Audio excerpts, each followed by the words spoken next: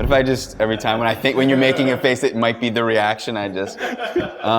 Just make sure you get more camera time. Yeah. Anyway. Yeah, Cloverfield was a really great process.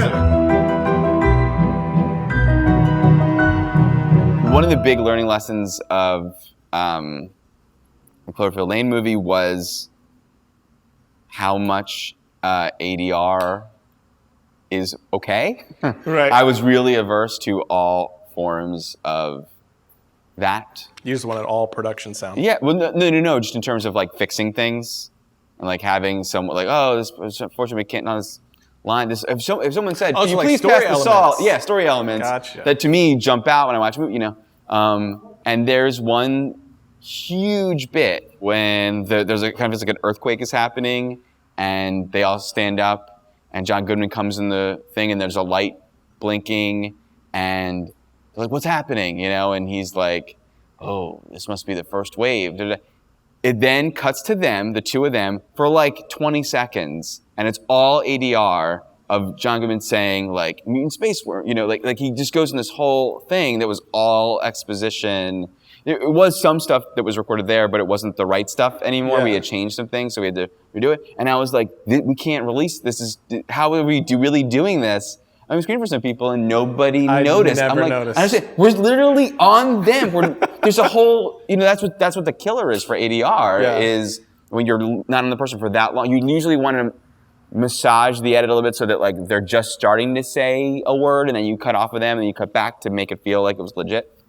We were like unable to do that. Yeah. But nobody notices, I had dude. no idea. It is cringe-worthy. And I watch movies now, and I'm in it, and I'm enjoying it, and that the ADR happens, and I'm okay. I'm like, oh, if I can tell if I made this, I would be killing me inside. Yeah. But I'm like, oh, I needed that story. I'm glad that I heard that. Like that helped me understand that. Yeah, we just saw Atomic Blonde last night. That definitely has one of those moments. Charlize Theron comes in a building. She's like, I got to take care of these guys, or we're never gonna make it. Yeah, and it's like over her back, and yeah. But you're like, yeah, that feels right. I saw Dark Tower recently, and it was like wall to wall. Lots of sections where just on someone's back, and even they were boldly like on the people, but far enough away, and I bought it. Anyway, so ADR. That was question 13, right? Let's mark that one off, and we're good there. How did the 10 Cloverfield Lane situation happen for you? Did you have to pitch for that? Was it offered to you? I was pitching stuff to Bad Robot over the years. And I was in there pitching an original thing, and with the producer that I was pitching to, Lindsay said, this is great. I'm going to talk about it amongst ourselves here. But also, we have this thing that needs director, like what are you doing to, like this week, like this month, this summer? And I was still working on Why the Last Man at the time. It was either gearing up or winding down. We didn't know. And they sent me that script, and I devoured it and went in and was like, because initially the idea was, because JJ loves shooting things at Bad Robot. Right. He shot a lot of Star Wars there, Star Trek, all these movies before ours, and was smitten on the idea of, oh my God, what if we could make a whole movie at Bad Robot? So that was the first instinct. I had some thoughts on the script that took almost a year of development, of more work on the script. So that little, what are you doing this summer, blossomed. And the budget blossomed a little. It became a little bit bigger. It was like, oh, we should like build a set and make it not just like shoot it in the garage here. But yeah, so it was something that was it was a script that was given to me after going on several meetings with that production company.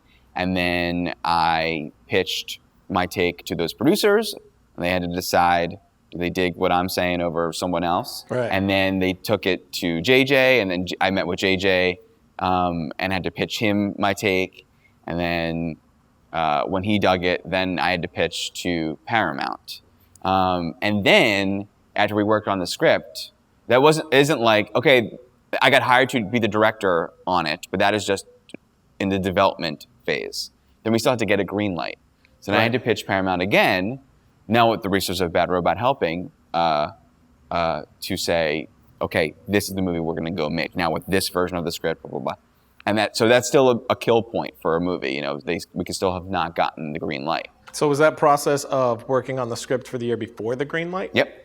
Oh wow. Yep. How does that work? You come in, the script was already there. Script was very good. I had come in after. So the reason why Damien Chazelle had written a draft of the script and was to direct it, and then he went to do Whiplash, and that's why they like needed someone, which was also like, oh great. He had already like won the Academy Award when they, was like, or not, but was nominated for an Academy Award, and it's like that's who you could have had, and now you have me, like, The whole time, pressure. All I'm thinking, obviously, is like anything that they're not loving, anyone at the studio, or they're thinking, oh, Damien could have done. It's like so that. But why can't you be more like Damien? Yeah. So he had done a version that was great, but a lot of what we wanted to do, what I loved the idea of doing with it was making it funnier, because it was very tense, but very dour, and I thought. And I think you have similar instincts of if we had more fun here, right. then the scary stuff is more scary, and the more intense stuff is more intense because you're involved with the story in a more enjoyable way. You're bonded with it. When you laugh with characters, you're more bonded to them. It feels more honest. And it's levels. It's more of a ride. Right. And also making the Howard character, the John Goodman's character, more convincing. He was very menacing. Mustache twirly a little bit. Yeah.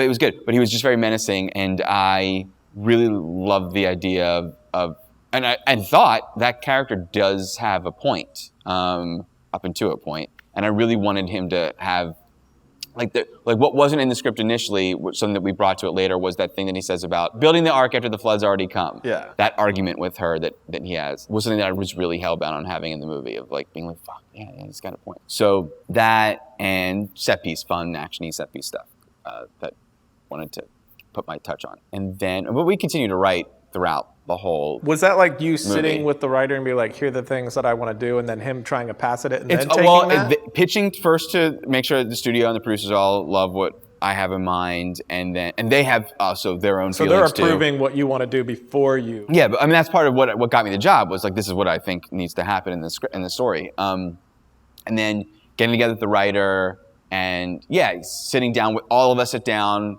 And then there's a back and forth as he's iterating, we get a draft and going back and forth. And then me and the producers all go through page by page with the writer and say, oh, what about this? This always could have been better, or whatever.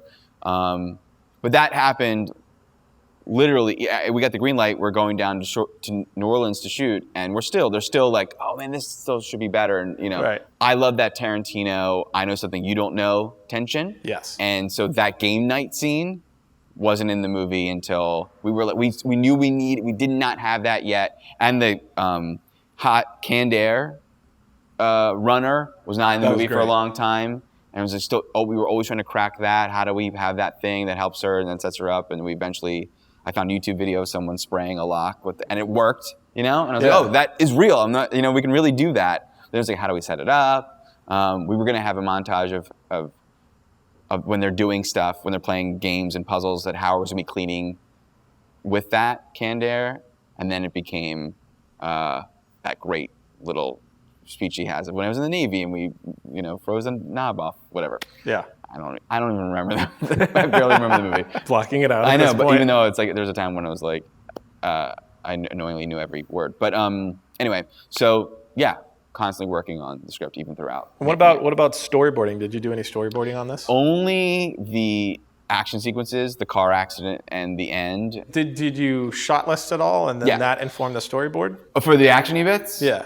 Yeah, I would always do that. Yeah, because I'll shot list so that, because I don't want to show up with an artist and then just now start thinking about it. Right. You know what I mean? What do you want to do? yeah.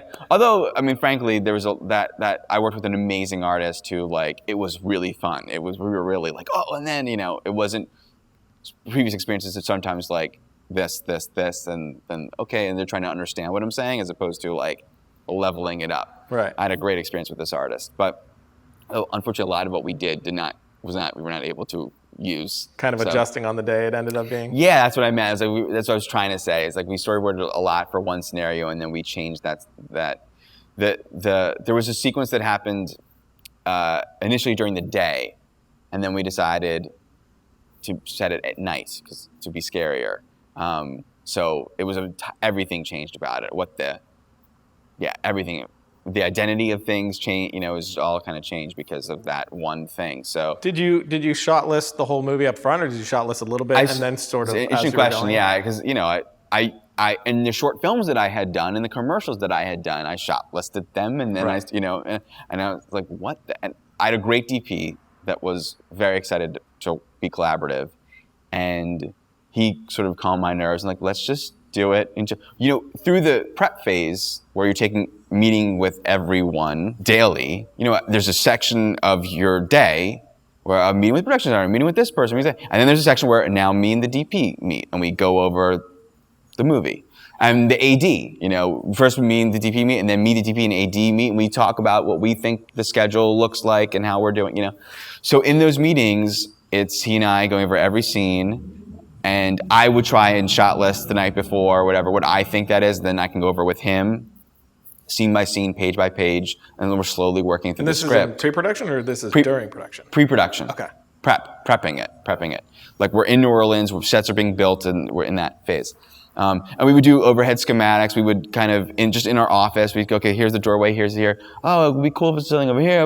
We'd watch, I'd pull reference from other movies, lots of sub-movie, Hunt for October, Crimson Tide, or like, remember that shot in like State of Play, where someone, or not State of Play, State of Grace, where Sean Penn, because I'm like, oh, dinner table, oh, those are tough, like, everyone always complains about them, what can we do for our dinner scene? And he's like, I remember this one movie where they did a really cool way, and we're like, oh, let's look at that scene. And we Seven, we watched a million times, because that movie is not as stylish as Fincher's other movies, but it's just really well done, and there's lots of conversations, and yet it's very confident, and Yeah, so they have a great dinner table scene. in Seven, yes, totally.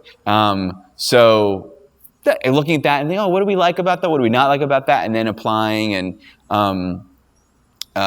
so just milling over the script that way till you get more and more. And we don't know what the actors are going to do.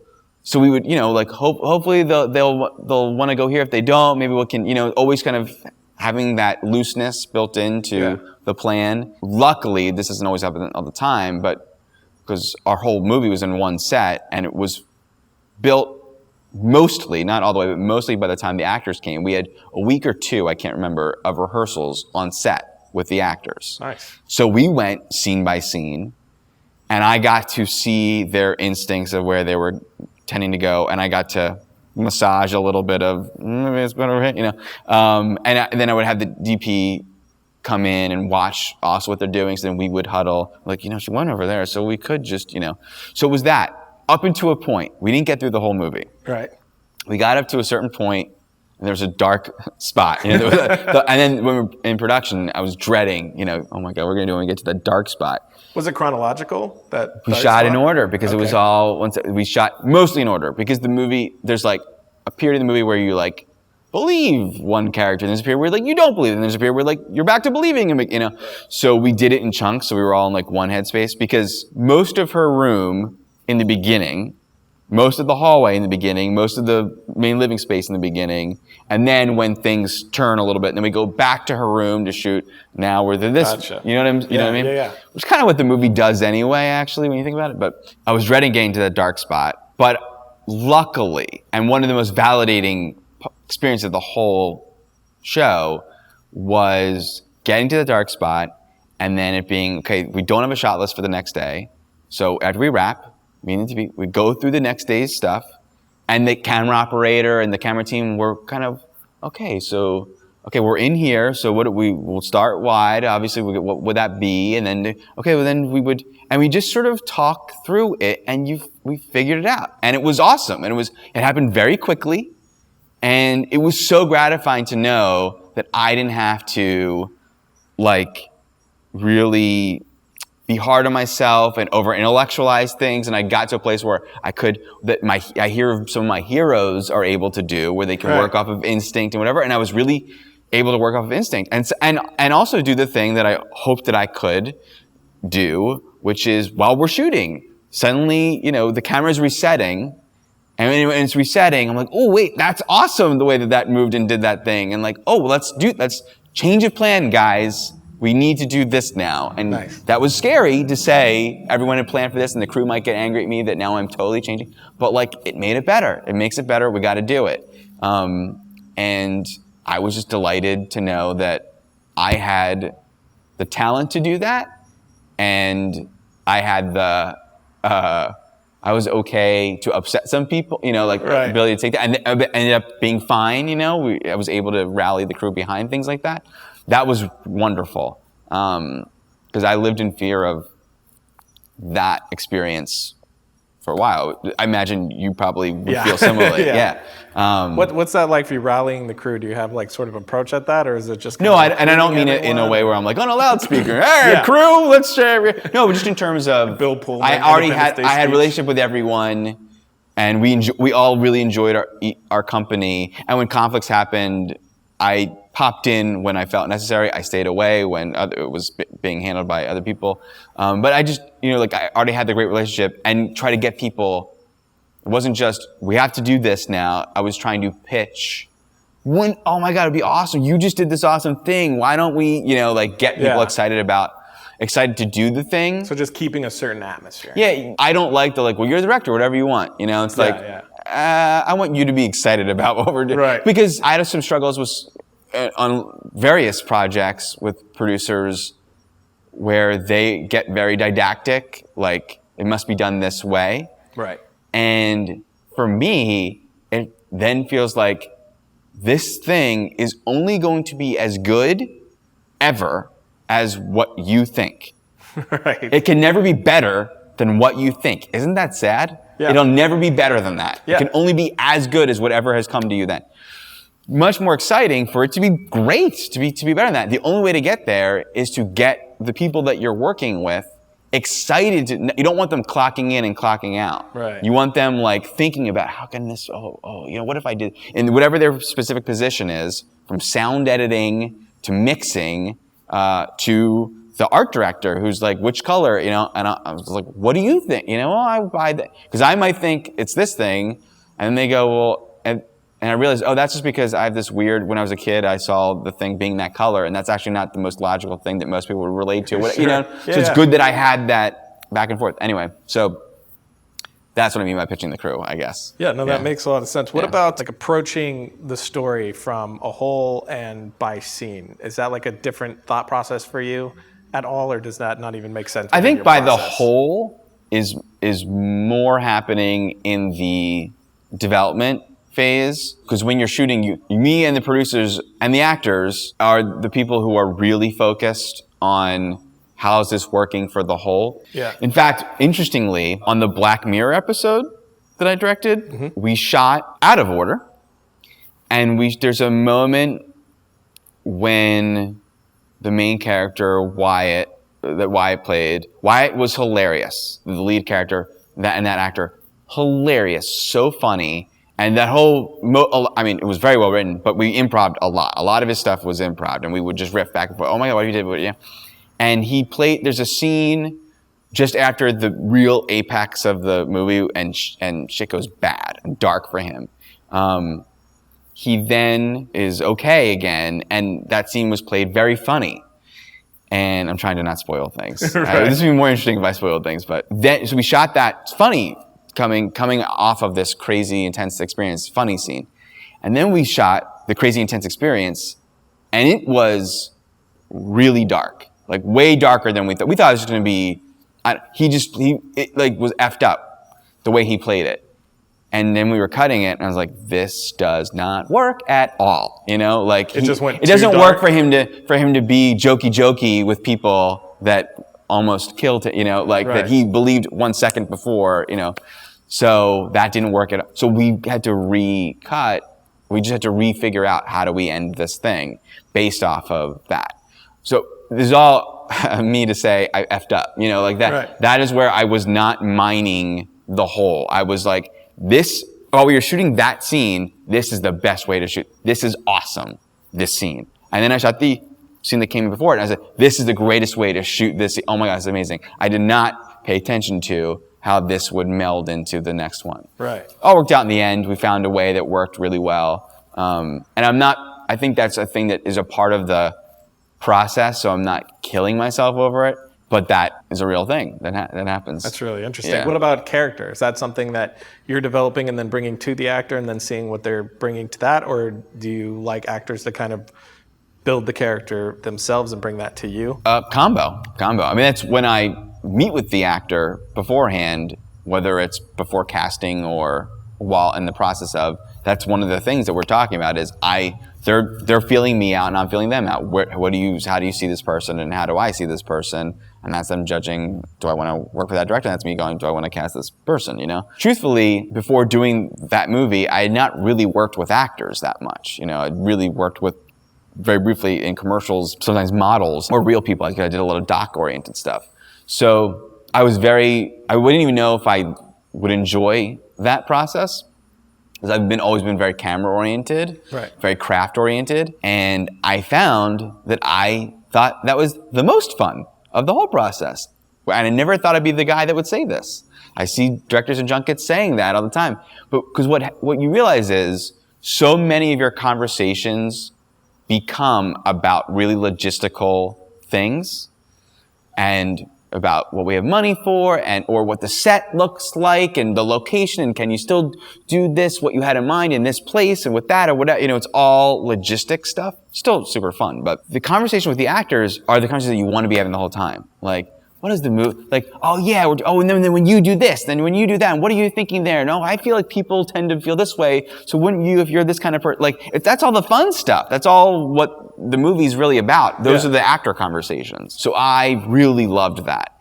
And it's different for every actor. Some actors just want to be told. John Goodman, for instance, was constantly like, just tell me what do you want me to do? Tell me what, you know, and I was like, I don't want to tell you. You are doing crazy random things.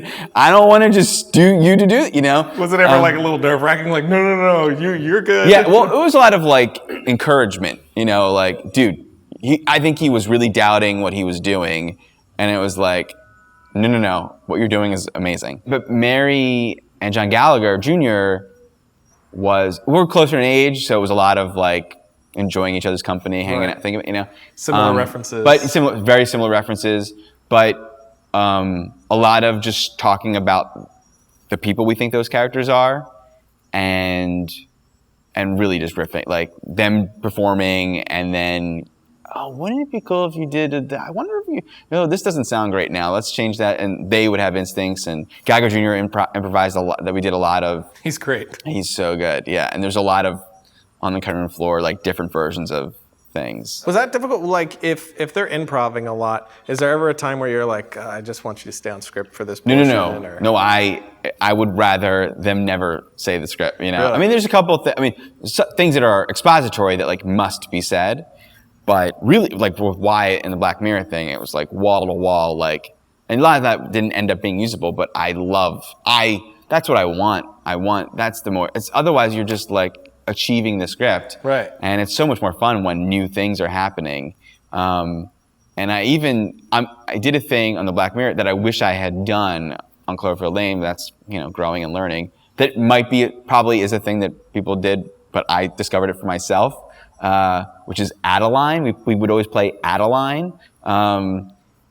So we would do the scripted version of the scene, and then we would do the add-a-line version where the actors, mainly Wyatt and Hannah, who played Sonia, would add one sentence, say one sentence more than what was scripted for everything. Right. Sometimes it wouldn't be great. They'd just be like, "Yeah, we should go to that place. I really like that place." You know, or it would really force them to put their own personality onto the imprint it, you know, and get really great, funny, casual, normal human stuff. Right. So I love that, and I'll hopefully now do that forever. So yeah, I love the That's improv. great. That's really, I don't think I've heard different. of that. Yeah, The I'm sure it's a thing? thing. If we went to acting class, it's probably a thing, you know, that they I'm do sure. at acting classes, but we don't do that. What about the score for 10 Cloverfield thing? Was legitimately my favorite score of the year. Yeah, like, bro. Bear McCreary Awesome. is a boss. Yeah. But how does that process with inside a system like this work? I mean, obviously you're meeting with Bear and talking about it. And but Bear, are you hearing it before it actually goes to live recording? Oh, totally. Yes, so for he's sure. creating like a digital version Yes, first? a demo version. Okay. That's absolutely what you would hope would be the case is totally the case. Did you do temp music? Yes. Every composer doesn't want you to do temp Right. music. It's impossible to not It's so hard to edit. do temp music. Yeah. I think it's very helpful. I go to people's screenings of rough cuts of things, and I have an ability to make a movie. I have that ability. I feel confident that I have the ability to make a movie. But when I watch people's rough cuts with temp sound, whatever, it's jarring to me. And I always caveat whatever note I'm about to give you. Keep in mind, maybe I didn't like that performance because I was pulled out. Like it's always, and that's someone who has an acumen for it. So when you're screening any rough cuts for people without, like, I think so. I temp sound and JJ. Oh, so you're saying when you watch a rough cut without temp in it? No, even with temp, that's not great. It's because some people go, oh, it's just temp. And I think JJ, I learned this from JJ's people, so I assume JJ was this way too. It's like, no, we're gonna make the movie. The sound mix is awesome. It's a temp mix, but it's like, it's rad, Right. Yeah. Music has to be the right music for the thing because the wrong music pulls you out and it's not, Totally. So our temp music was very different. It was more, I always wanted to do the Bernard Herrmann thing, but I thought it would be in spurts. And then the rest of the movie would be like sound design informing score in a gravity sort of way. And it was much more ambient and sort of tension building as opposed to kind of like, I don't know if you saw Dunkirk, but a little bit like that, like the Joker theme in Dark Knight, like rises and like, Can you say what temp you used? That's what our temp was. It was like Ex Machina, gave us some tracks. Let Me In, actually, which had our Bernard Herrmann elements. So there was one track from Lost because it's super Bernard Herrmann-y. But we were very, we didn't want to do too much of that because when we were screening for JJ, it's like you don't want to be like, I know this music. There was a lot of Tom Tykwer that JJ also is a huge score aficionado. So when he was talking about the music after our first screening, he's like, there's a Tom Tykwer piece from like the International. And I was like, yeah, how did you know? And then I realized after the fact though, that Alias was heavily informed by Run Lola Run at the time, and even the music. So, but he would reference like the instrument they used in Halloween. That synthesizer. Like, oh, we want that sound, or we don't want how iconic that sound was. Ours should be, or whatever. So that was what our temp was like. And Bear and I were talking about doing something similar to the temp. And then JJ was like full orchestra. Like it's got to be huge music to counteract the like smallness. And then it was like, okay. So then it became, we're wall-to-wall, Psycho, Bernard Herrmann, and that was awesome. Which is awesome. Yeah, we're temping, working back and forth with Bears. We get stuff in, and then presenting to JJ. So you're taking like his digital pass and you're actually putting it to the cut? Yeah. You have a music editor who is replacing your temp as we get new stuff in. By the way, on the show and the movie, if we don't have the right temp, he's helping us find temp because that's like a full-time job. Like we can spend all of our days and we don't have time to cut the movie then. Who's finding us temp? And if a track isn't perfect, he'll massage it. Usually they have music's writing skills themselves, so they'll massage the temp to make it fit the movie, or they'll create their own piece. So temp music is sometimes, in fact, so in Black Mirror, Bear also did the score for that, but there's a section when he's playing whack-a-mole, the AR whack-a-mole thing. Did you see the episode? Yeah. Okay. I was just realizing I don't want to be presumptuous, but he's playing the AR whack-a-mole and it's all like 8-bitty whatever, fun times, and that's all that our music editor composed that entire thing. And I talked about it with Bear and we were like, this is awesome, why would we touch this? So we just did it. You often can't do that because you're using other people's scores, but this was his own creation, so that temp music just became that music. And even after you score it, which I didn't realize, even after you record the score, when we're mixing, because then you're combining all the sound design, you're still making decisions and you still change the score. There's a lot of. I was about to ask that. How the score was written. So is this a locked because cut you're not, at this point? Yeah, you're not scoring until it's locked. Sometimes things are loosey-goosey. And visual effects can change because that doesn't affect sound. But it's pretty much locked. I think other places, production companies in the studio, might be more, it's got to be locked. We had some flexibility with that. But yeah, because when you're recording the score on the soundstage, you can give a certain kind of note. You can't give a change things. Right. Note, and there's a full orchestra there. So not that, It was all and the chance to make it better. Not that Bear ever did anything that was like not great. But we realized when we were mixing, you'd suddenly hear a thing and go, "Oh my God, it would be awesome if we just strings, like no, even if it was a full recorded, the full on everything happening." It's like, what if it was just because I would hear something when we were watching it that I'd never noticed before. So then you're like, oh, the strings are doing such an awesome thing there. Let's drop, when we're mixing, drop all the other elements and just, and like, oh, that's awesome. But it doesn't quite work with the, so then, you know, Bear's music editor, Michael Baber, was this awesome dude, would then like make that work, where it would blend from starting with just strings and then add the other elements later. That wasn't exactly as it was scored initially, recorded, but it became what we felt was best for the movie. So yeah, you're always able to manipulate. And what about projects going forward? After Cloverfield, you did Blackmail, obviously, like we talked about. Did they come to you about that? Yeah, like a month after the movie came out. Like it hadn't even come out in London yet. So they hadn't even seen the movie yet. Or only one of the producers of that show had seen the movie. I actually don't think that Charlie Brooker, the guy who runs the show, ever actually saw it. I think after they liked me, he was like, I don't know if he didn't want to like see it and not like it and then be like, oh, you know, or he felt competitive with it, which he admitted. He's like, he was jealous of it somehow. I just don't know if he actually ended up seeing it, but, So they came to me and it was just a treatment. So the movie, the Cloverfield Lane movie took 3 years to get to the screen. And then I go to London on a treatment for that. We work on the script together, which was wonderful. But I mean, Charlie's an awesome, it only could have happened because he's such an amazing writer that rather than treatment, 2 months later, I fly home from London having made the episode. I had to go back to finish some editorial stuff. So it was 4 months total of working on that. That's crazy. But 3 years for the movie. And I think the show was just as good. It's like, it's crazy, but only Charlie could turn around an amazing script that quickly. Yeah, that's nuts. So, I mean, not only him, but only him. It was really tantalizing, the idea of doing something that quick. Sure. And it's not like we share some resources, but not all resources. And it's not like a normal episode of TV where it's like, these are the sets, these are the actors. It's like, you're making the whole thing from scratch. What about projects going forward? Do you have something you're working on right now? There's a number of things going forward.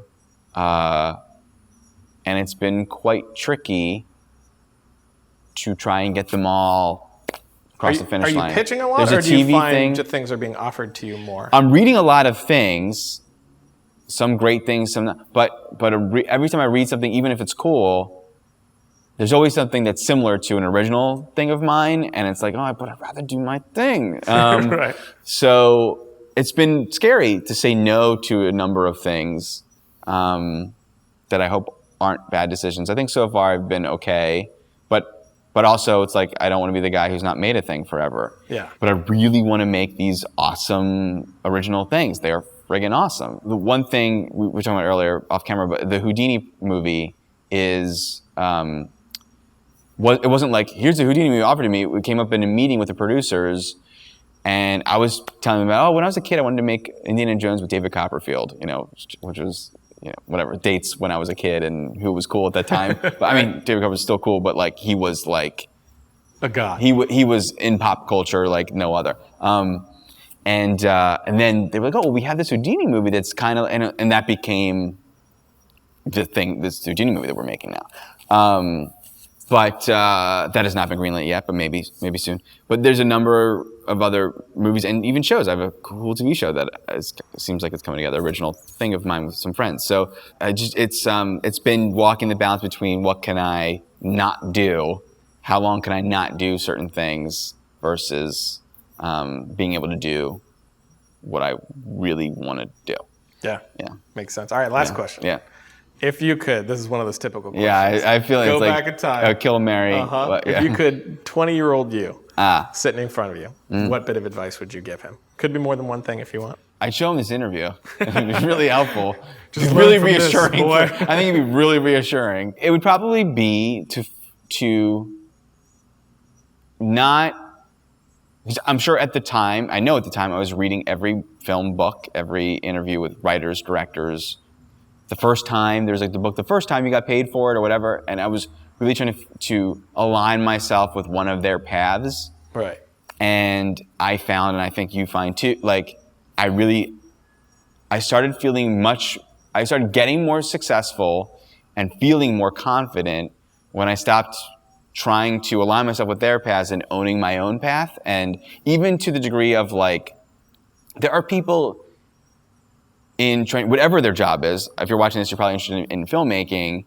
And if you're living in Los Angeles, you might feel like you want to go to every party and schmooze with everyone because that networking is so important. I am not someone who can do that well. I am not. I'm introverted, and I'm not able to hold my own in that. I'm great one-on-one, but I'm not good in that. So were I to do that, fail miserably, not accomplish my goal. So I realized, I have to hone in what I'm very good at, and I would go to dinners with there was moments where I didn't feel like going to dinner when my friend knew this guy at Disney or whatever, and he loves comics, and you like comics, you should go. And I'm like, no, I'll go. I realized I need to go to that because I'll be great one-on-one. If I saw that guy in a party, I would never approach and talk, and we'd never have a thing, And that guy is someone who 5 years later, when I made the shorts, showed my short to an agent, and that's how I got my agent, was from going to dinner with that guy that one night that I decided, with a buddy of mine. So things like that. I have a friend who called, a likely story we've heard before of he had a project and he called pretending to be his own agent, and that worked for him. He's that guy. I would not. I need wear my heart on my sleeve. I need to be honest. I could not be that guy. So that would be unsuccessful for me. What was successful for him would be unsuccessful for me. And doing the podcast and Totally Rad Show and all those things, reviewing movies, that helped me because from that I had a following on Twitter, and from the following on Twitter, I was able to make the Portal short because I had effects artists helping me that I did not have otherwise. So that helped me by following that niche interest that I thought was maybe a distraction, but I was really good. I enjoyed doing that. It was fun. That helped me make movies as much as directing commercials to then make was what other people's paths were. Yeah. It really would be calm down, trust, be confident in what you are, don't. When you're a teenager, you're always who am I? Am I goth? Am I that? You're trying to figure out what your identity is. And I think when you're 20, it's time to settle in, be cool with who you are, embrace who you are. You know enough about yourself right now that you just need to encourage those things that you strive at and try to avoid the things that you're not great at, Yeah. That's what I would say. That's great, man. Yeah. Well, thanks a lot. Sure. Thank you.